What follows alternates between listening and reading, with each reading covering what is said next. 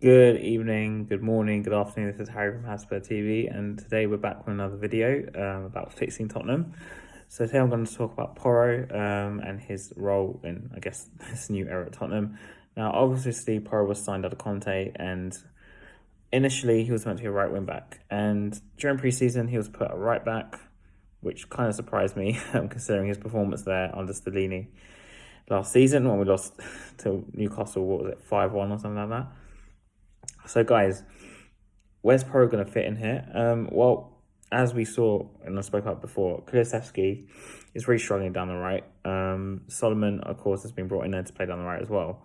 But if we saw during last season the positives of Porro as an attacking player, he was unbelievable.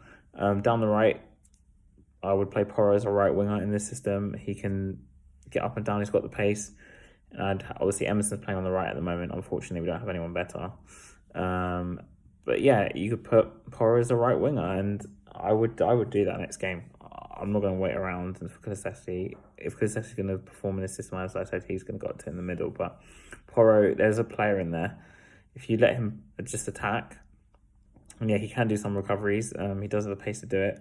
But also, I think moving him into that position as the right winger in the system, or right attacking midfielder, how the modern people talk, right?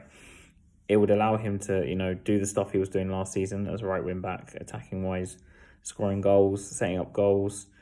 And if you put in a striker like Richarlison up front with him, it's like Persisting on the other side, he was putting crosses for the striker basically. I mean, even if Son played in the middle, Porro has the ability to play the ball across the goal, or low crosses, as people want to phrase it. So I would put Porro down the right wing, and I think that's where, at least in the next couple of years, Porro should play.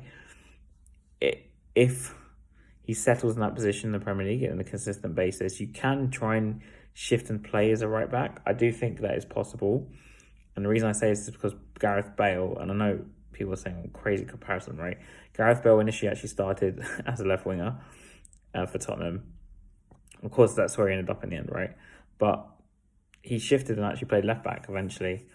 Of course, some people say Bale had championship experience playing at Southampton and more experience in just playing in England, right? But Porro needs to have these 1 or 2 years playing further up, and then just like with Bale, you can move him further back. Or even Modric, you compare him, Modric's time at Tottenham, he actually, when Redknapp came in, obviously initially under Ramos, he played in midfield, but he moved he moved Modric as a number 10 in the 4-5-1, and then he moved on the left, and then he moved him into the middle. So when you give the player less responsibilities, and they give them time to actually settle in the league, because Porro only played since end of January, what was it, February, because he came on deadline day almost, and then he had, he didn't start every game.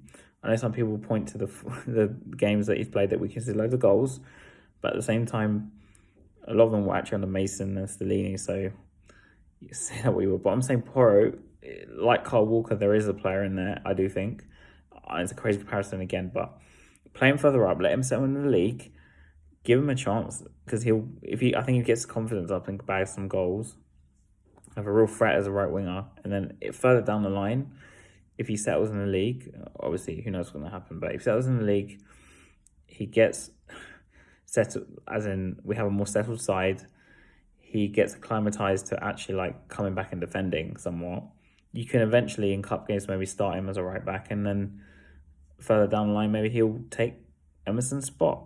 And that's what I mean, is that these younger players and these players from abroad, you play them further up or in positions with less responsibility, and a year or two later you move them further back where they're more settled into the league, more settled into the side, and it's easier to plug a gap, right, and put him there.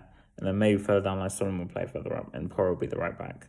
So that would be my plan with Porro. I'd play him further up for now this season, especially right now with Kulusevski struggling down the right. And then further down the line, I'd move him further back if he succeeds there, and if he gets acclimatized, like I said, to the league, and he stays, of course, and he gets more aware of the defence and how the pace of the league, right, then I would move him further back into as a right back. But we'll see how it goes. Play him further up and see how it goes.